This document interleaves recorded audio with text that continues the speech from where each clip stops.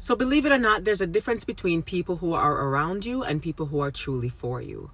Some friendships feel exciting at first, but over time they can leave you feel drained, you feel anxious, you feel insecure, or constantly questioning yourself.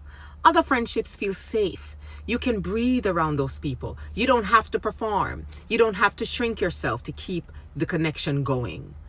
In the Bible, it talks about this in a very practical way. I think there's a scripture in Proverbs that says something like, walk with the wise and become wise, for a companion of fools suffers harm. Do you remember that scripture?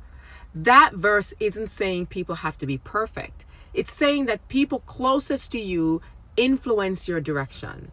And honestly, science supports that too. Research in psychology shows that friendships directly affect stress levels, emotional health, your habits, your decision making, and physical outcomes.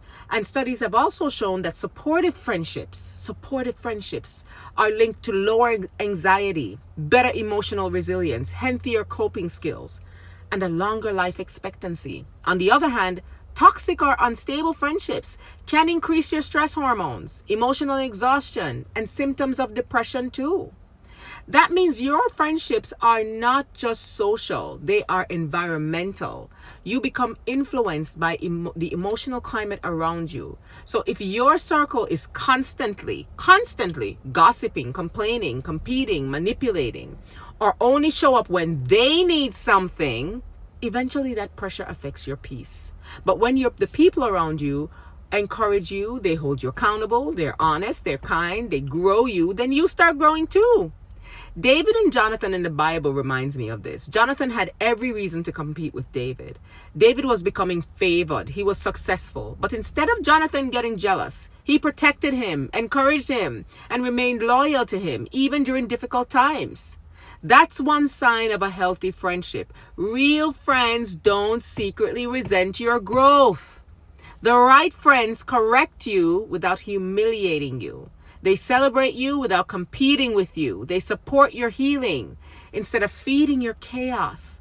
And another important truth, loneliness can make people ignore red flags.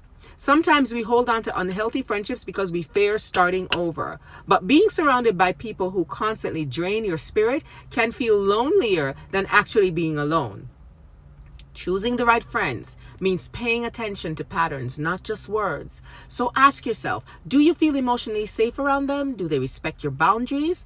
Do they only call when they need something? Ding, ding. Can they celebrate your wins? Do I leave the conversations feeling lighter or heavier?